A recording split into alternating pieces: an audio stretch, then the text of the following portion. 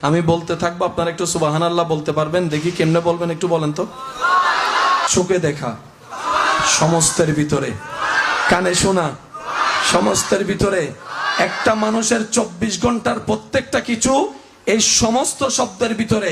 তাই প্রত্যেকটা বান্দার উচিত অন্তত ডেইলি সকালে একবার, রাতে একবার, ঘুম থেকে উঠে একবার, ঘুমানো যাওয়ার সময় আগে একবার রবের দরবারে শুকরিয়া করা। তাহলে সেই বান্দার বাইরও নিয়ামত হবে, ভিতরও নিয়ামত হবে। সুবহানাল্লাহ।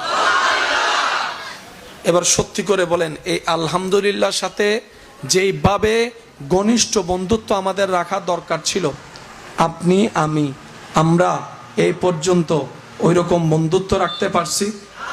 বলেন না পারছি? এবার বলেন, আল্লাহ কি নিয়ামত দেয় নাই নাকি আমরা নিতে জানি নাই? কোনটা বলবেন আপনারা? আপনাদের যেটা ইচ্ছা সেটা বলেন। আল্লাহ কি নিয়ামত দেয় নাই নাকি আমরা নিতে জানি নাই? এবার বলেন, দোষ কাদের? দোষ কাদের? দোষ কাদের? দোষ আমার। রাগ দেখাই আল্লাহর সাথে। ফেল করছি আমি নিজের ব্যর্থতায়।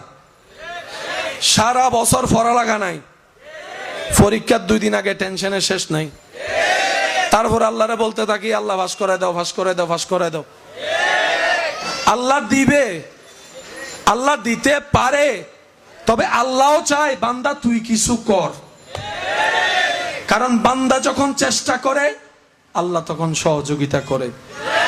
অত্র এলাকায় আমি কাউকে তেমন চিনি না, কিন্তু বলতে পারি এতটুক, মাইকের আওয়াজে শুনছেন এমন অনেক টাকাওয়ালা, সম্পদওয়ালা, অর্থওয়ালা, বিল্ডিংওয়ালা, গাড়িওয়ালা বর্তমানে এমন আছেন যাদের জীবনে এক সময় 10 টাকা কামাইতেও খবর হয়ে গিয়েছিল, একবেলা খাবার জুটাইতে খবর হয়ে গিয়েছিল, কিন্তু অন্তরের মধ্যে বিশ্বাস ছিল রবের উপর।